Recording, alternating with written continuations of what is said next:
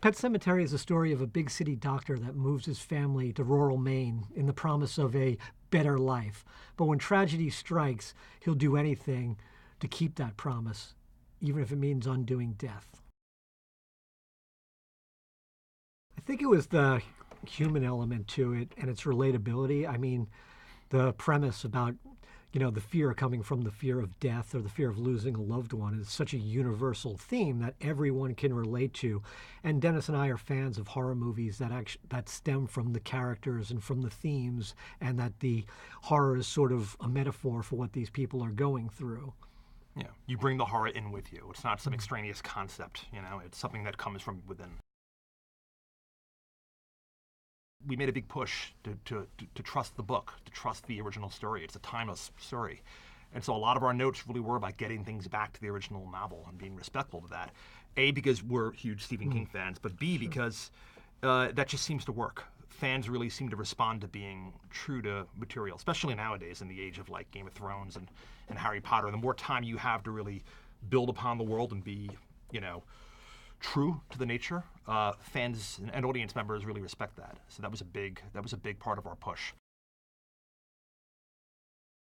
If you ever read the backstory on Pet Sematary, this came from a place where Stephen King, he was scared of the book himself because it was based on an experience that actually happened to him where his son was running for the road and he chased his son down and he grabbed him last minute right before a truck came, and he said, what if I didn't get it to him in time? What would happen then?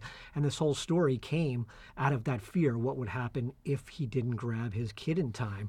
And we could all relate to that. And I think that is what really makes this book stand apart from his, just how personal it is in nature. And that personal connection is just so relatable. One of the things we were really excited about was how rich the mythology in the world is in the book. It's something Stephen King does so well, and Pet Sematary is no exception. I mean, he hints at this deeper setting and environment and this history to the burial ground. So there's all this folklore, this rich folklore. And I think a lot of people, Kevin and I definitely included, love that sort of stuff in movies.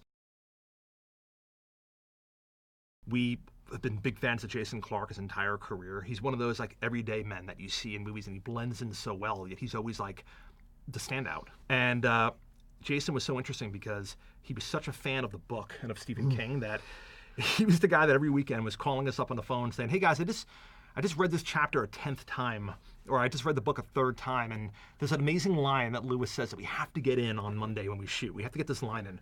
So his nickname became the Archivist. Whenever you needed to know anything, like, Jason, how many steps are there leading up to the burial ground? He always knew the answer to everything. John was amazing. I mean, he was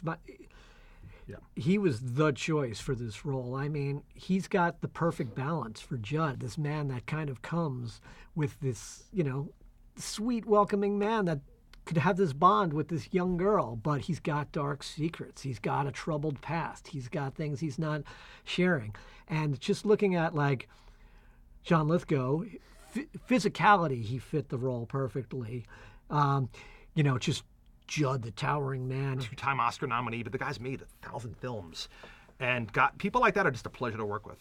You're at the monitor and you're seeing what they're giving you just with their face alone, without even saying anything. And you're just giggling with glee because you're getting exactly what you saw when you were thinking about it and developing it. That's exciting.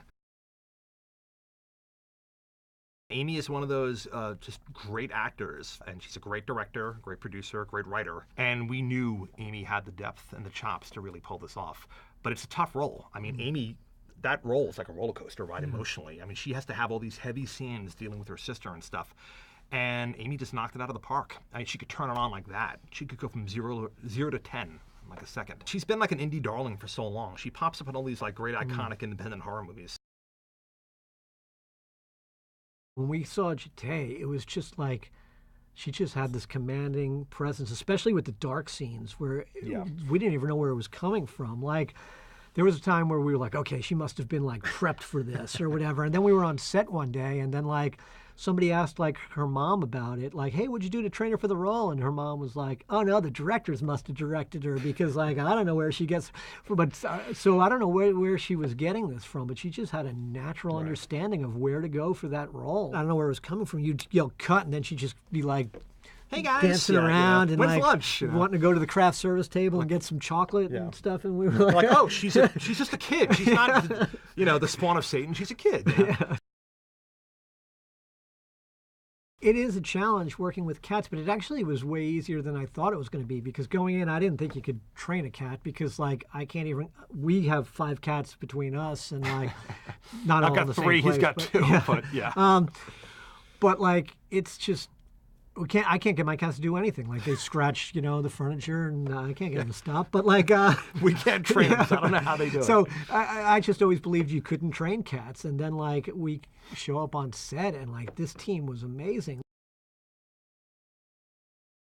Part of our pitch when we were trying to get this job to the studio was that in the book and in that iconic chapter where they go to bury church in the burial ground.